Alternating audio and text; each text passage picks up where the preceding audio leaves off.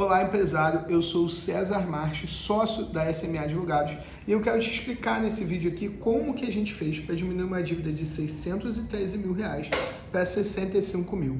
E o mais importante, essa dívida não era uma dívida só, eram diversos contratos. Para eu te dizer aqui, eram 8 contratos com o mesmo banco. Eu vou, sempre que possível, eu vou estar te mostrando aqui o que a gente realizou, vai estar aparecendo aqui do meu lado para a gente ter uma boa interação, para você entender o passo a passo do que a gente precisa fazer para diminuir a sua dívida. Bom, vamos lá. Para eu poder te falar um pouco mais sobre isso, eu logicamente entendo já, porque diversos clientes nossos são empresários e precisam diminuir as suas dívidas com o banco.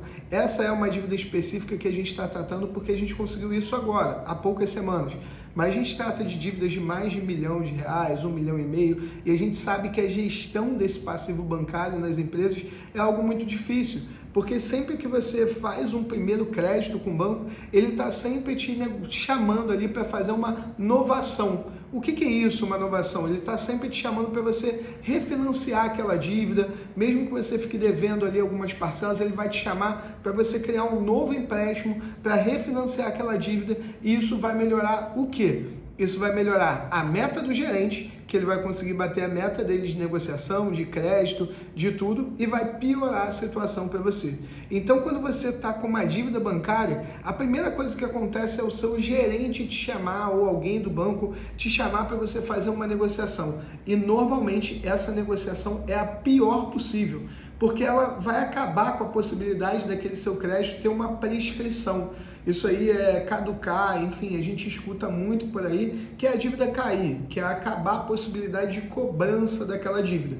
Não é que a dívida deixe de existir, ela sempre vai existir, mas ela não vai ter mais o que a gente chama de execuibilidade, essa palavra difícil, que é o banco poder executar a dívida contra você, poder te cobrar, protestar, entrar com uma ação de cobrança, entrar com uma execução, buscar um bem seu, penhorar alguma coisa. Depois de um certo período, vai depender como a sua dívida foi feita e quais tipos de garantias ela tem, essa dívida ela vai realmente prescrever, vai cair por terra, o banco não vai ter mais o direito de cobrar essa dívida. E isso é importante você pensar, porque toda vez que você é chamado pelo banco para fazer uma novação, isso quer dizer que o banco está querendo renovar esse período de cobrança da dívida com você, além de muitas vezes chamar também para colocar garantias que não existiam antes.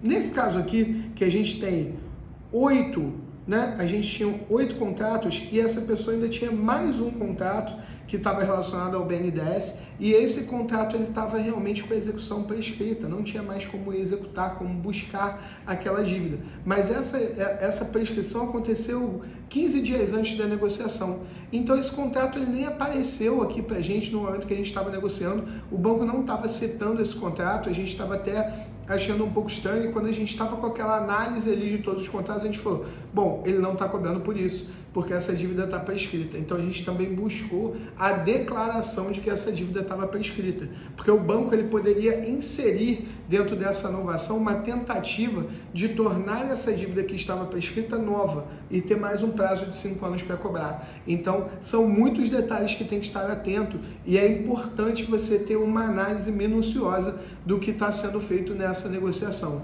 Tá bem? Mas vamos lá, vamos entender um pouco como que funciona a negociação com o banco. Uma grande verdade que talvez você já tenha ouvido falar, o banco ele nunca vai negociar com uma pessoa que está em dia. Se você está em dia com a sua dívida, não é interessante para o banco fazer uma negociação com você. Afinal de contas, você paga o seu débito todo mês. Você paga ali a sua parcela da dívida todo mês. Por que eu vou negociar com alguém que está me pagando? Na teoria, na nossa cabeça, faz muito mais sentido eu buscar uma negociação com uma pessoa que está pagando, Porque essa pessoa provavelmente vai ter condições de continuar me pagando. Mas para o banco, ele faz negociação quando passa a incomodá-lo. A gente nunca vai ter uma negociação de uma dívida com o banco, porque o banco não é seu amigo, ele não está fazendo uma camaradagem, algo na amizade para você. Não, ali são negócios que estão sendo tratados. Então, se não existe uma inadimplência, não existe motivo para o banco buscar aquela negociação ou buscar diminuir a sua dívida. Você é uma pessoa que paga.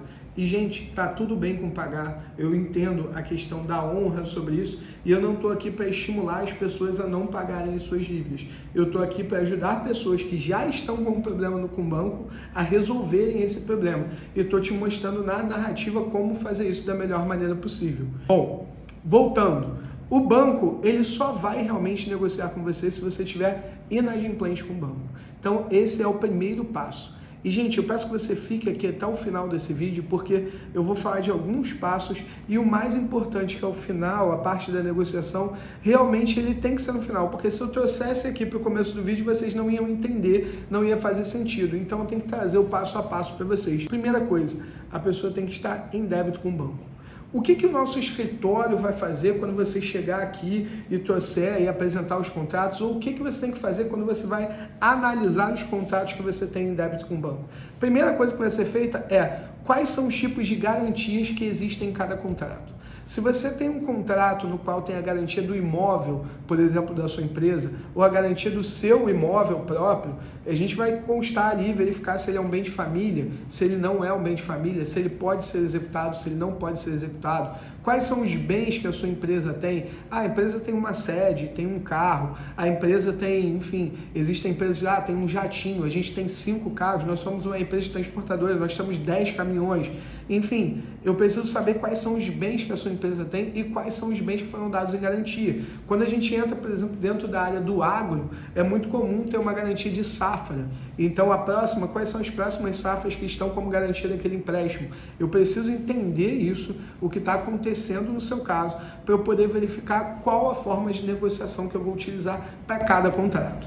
Quando o contrato ele tem uma garantia, ele fica mais difícil do banco negociar, porque o banco ele só vai negociar no momento que ele começar a perceber que ele não vai conseguir reter aquela garantia.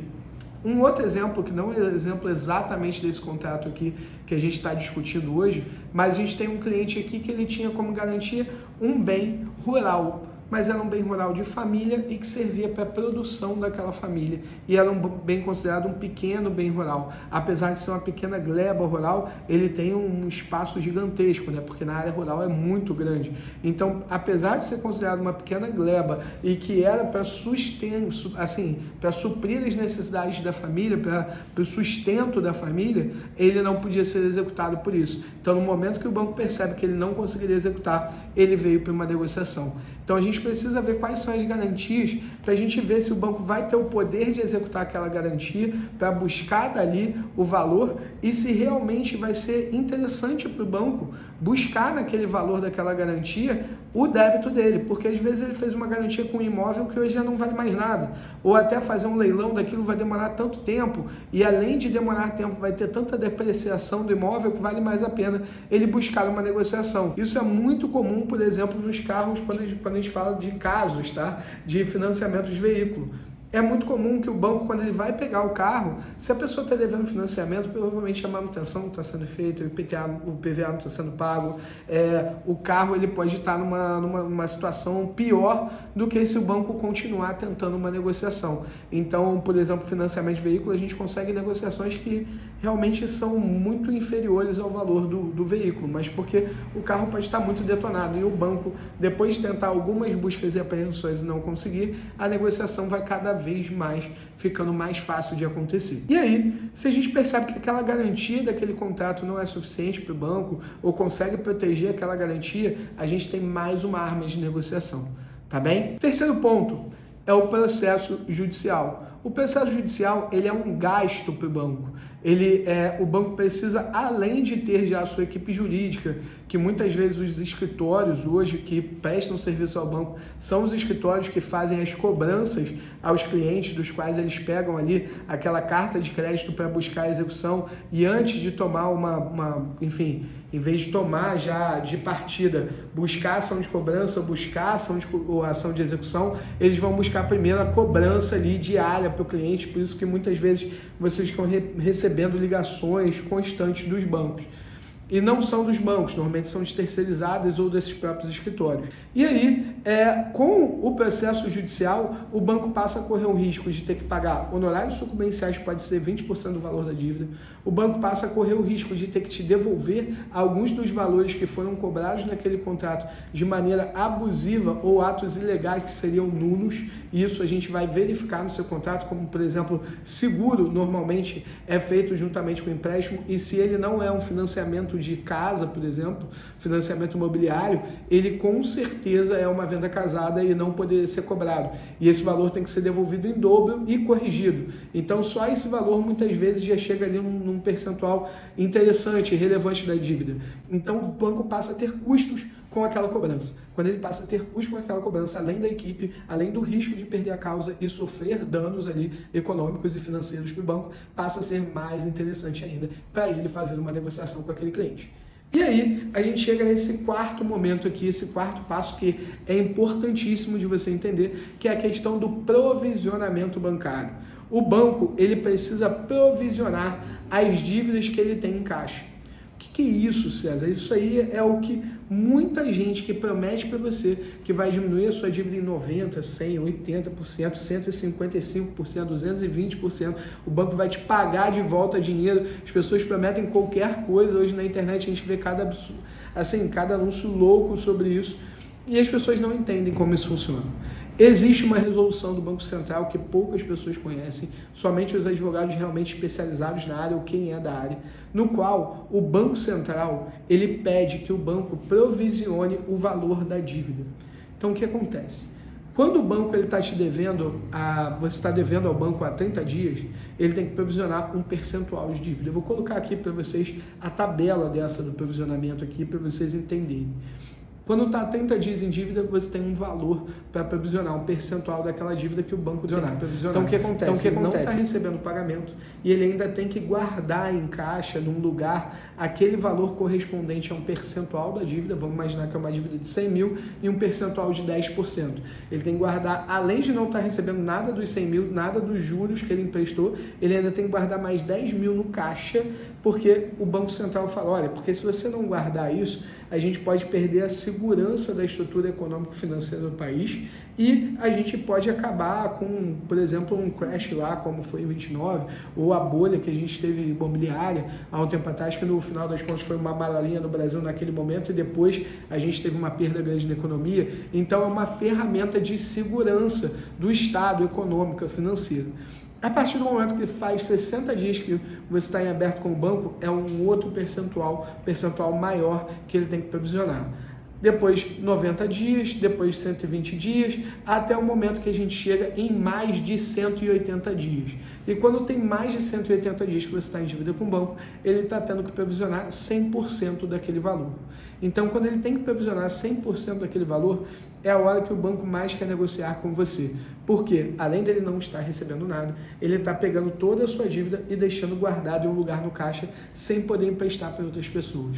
Então, ele quer que você pague o valor que for para ele dar esse crédito como quitado e liberar do caixa dele esse valor que ele está tendo provisionar para ele poder emprestar novamente ao mercado e lucrar ali novamente com aquele dinheiro. Porque esse valor provisionado também, gente, ele não está dando lucro para o banco. Não é só de empréstimo, ele não está aplicado em nenhum lugar, ele está guardado, tá? E ali o banco passa a ter um problema com essa questão do provisionamento bancário. Então, entender o provisionamento bancário também é muito importante na hora da negociação, porque no momento, essa análise já é uma análise realmente que é especializada a partir de cada patamar de provisionamento bancário e a partir da análise de cada garantia que você deu no seu contrato e de quanto de custo está sendo gerado para o banco com aquele processo, a gente consegue chegar a um valor de negociação melhor a cada vez que a gente consegue somar a expectativa de cada um desses passos.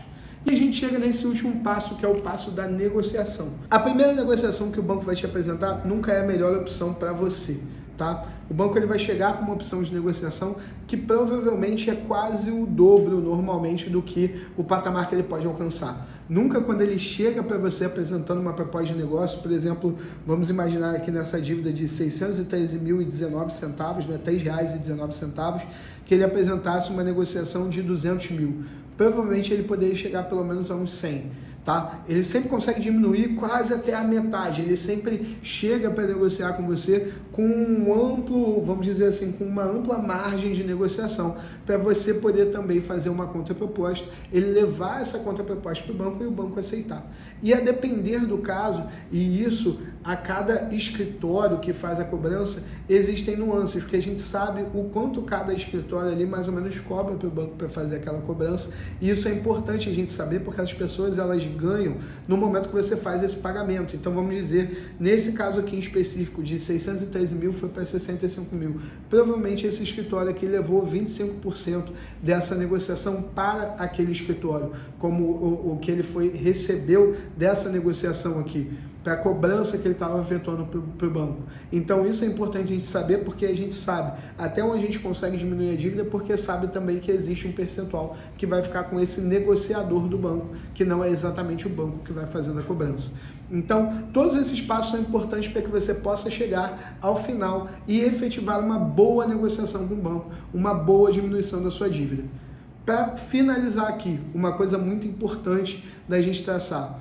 Você provavelmente chegou nessa situação de criar uma dívida com o banco porque você estava querendo investir na sua empresa, você estava querendo chegar num lugar melhor na sua empresa ou até pagar alguns débitos da sua empresa que estavam atrasados. Você nunca vai tomar uma atitude como essa para simplesmente poder gastar com jantares caros ou viagens para você fazer um empréstimo desse com o banco. E principalmente quando a gente está falando do empréstimo empresarial. Então é importante porque também existe uma noção pelo judiciário que uma empresa quebrar por causa de um financiamento é algo muito ruim, porque a empresa é o que gera emprego, é o que faz a economia girar, é o que faz as pessoas terem dinheiro na rua para gastar. Então, eu tenho certeza que se você chegou a esse patamar de estar com uma dívida, de estar precisando de uma negociação, não é algo que você queria. O que você queria, na verdade, era melhorar a condição da sua empresa, era poder empregar mais pessoas, poder distribuir melhor o seu produto ou serviço e chegar a um patamar financeiro cada vez melhor. E eu sei que dói muito quando a gente chega no momento que a gente está com uma dívida bancária e a gente não está conseguindo fazer o pagamento dela. É importante você perceber que dentro desse cenário, não é o cenário final da sua vida, não é o cenário final da sua empresa, mas é um momento que você precisa passar a tomar decisões para você conseguir contornar esse momento e lá na frente você lembrar e falar assim, nossa, existia um momento muito difícil no qual eu tinha uma dívida com o banco, eu consegui resolver e hoje meu negócio está assim, a gente conseguiu crescer, a gente conseguiu dar mais empregos, a gente conseguiu ajudar mais pessoas, prestar melhor serviço, prestar o melhor produto para a sociedade. E isso que é importante, essa que é a visão e é para isso que a gente trabalha aqui dentro da SMA. A gente pensa nessa gestão de passivo bancário para poder ajudar pessoas e empresas a chegarem a um patamar melhor financeiro para ajudar a nossa economia, ajudar o nosso país, ajudar todo mundo a viver melhor. Essa é a nossa visão. Então, se você quiser, se você gostou aqui dessa apresentação e gostaria de falar com um dos nossos especialistas, você provavelmente nessa página tem algum botão de WhatsApp, você pode falar direto com o especialista da SMA e a gente vai ter um prazer imenso em poder te ajudar, tá bom? Espero que tenha ficado claro, que eu tenha conseguido te ajudar para você dar os primeiros passos para buscar uma melhor negociação com o banco. Se você acredita que você precisa de uma ajuda para poder fazer isso, a gente é especializado nisso, você pode clicar em algum botão aqui nessa tela. Um grande abraço e te espero do lado de lá, do lado onde as dívidas acabaram. Elas demoraram para virar essa dívida, mas elas também podem diminuir, a gente pode diminuir o tempo em que você vai passar por isso, tá bom? Um grande abraço e até a próxima.